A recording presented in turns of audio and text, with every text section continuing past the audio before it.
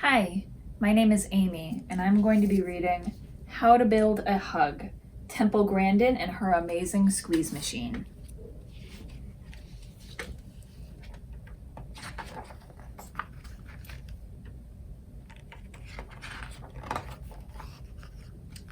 Temple loved folding paper kites, making obstacle courses for her dog, and building lean-tos with real hinged doors.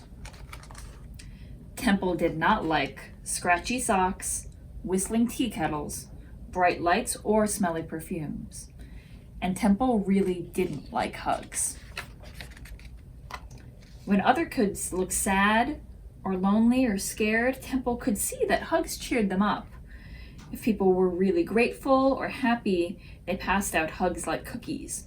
And holding your arms out wide usually meant you wanted a great big hug. Temple wanted to be held too, but to her, hugs felt like being stuffed inside the scratchiest sock in the world. If anyone tried to give her a hug, she kicked and screamed and pulled away. At school, Temple wasn't like the other kids. No one understood that when the classroom fan whirred, Temple imagined a dentist drill. That to her, the voices in the loud, stinky cafeteria roared like a jet engine, and the school bell clanged like a woodpecker knocking on her head. To escape the noisy images, Temple fled to the playground swings, where she spun and hummed until the sounds vanished in the breeze. The wound-up swing felt snug and secure. Is this what hugs are supposed to feel like? Temple wanted a real hug, but when she was safe at home, when her mom leaned down to give her a squeeze, all she saw was a tidal wave of dentist drills, sandpaper, and awful cologne coming at her all at once. Sometimes when Temple was having a really bad day, she crawled under the sofa cushions and asked her little sister to hop on top. The smush of the heavy pillows felt cozy. Year after year, Temple filed away images of every hug she came across. The firefighter coming to the rescue with a ladder and a hug when her neighbor's cat got stuck in a tree.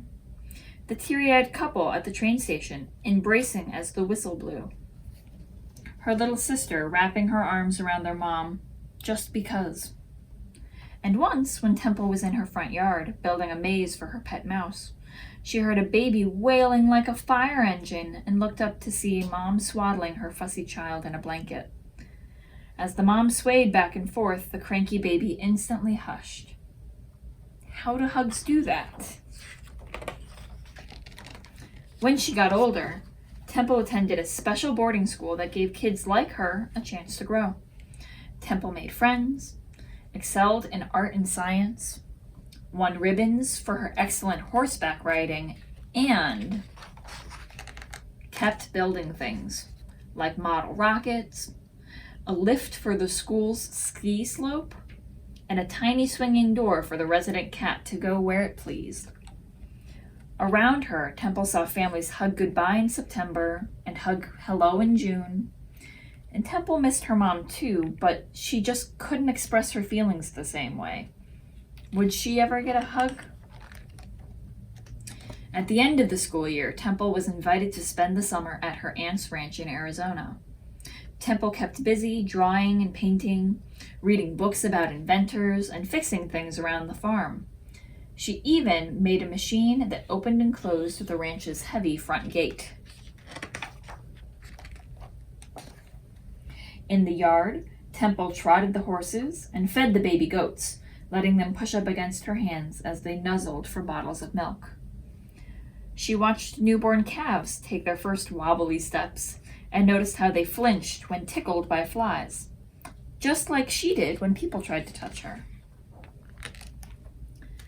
On the day of the calves' first checkup, Temple heard frantic mooing and raced outside to see what the matter was. A ranch hand was leading a skittish young cow into a mysterious device. Her aunt explained that the squeeze chute helped cows stay calm during vet exams. Temple watched as the man pressed a lever, releasing the sides that cradled the animal in a snug embrace. Almost immediately, the nervous calf stopped its lowing and stood perfectly still. And suddenly, Temple had an idea. She ran to the barn and quickly sketched a plan. She took measurements and sawed planks. She found a spool of wire, a rusty pulley, a length of string, and some cushions from an old chair. Would they do what she wanted? Temple called for her aunt to come see. Then she crept inside her creation and pulled on the string to let the slide slip around her. Temple smiled. The loud noises disappeared, the air smelled fresh, and the bright sunshine felt wonderful. "It's a snuggle apparatus," said her aunt. "It's a squeeze-a-majiggy," said her uncle. "It's a squish box," said the ranch hand. "It's a hug machine," thought Temple. Temple brought her invention back home at the end of the summer. Every time she felt nervous or scared, she slid inside for a cuddle. But after a while, she began to use the machine less and less, and then almost not at all.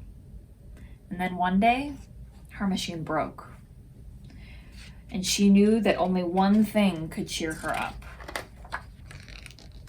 A hug. And then there's a quote from grown-up Temple Grandin. "I'm into hugging people now."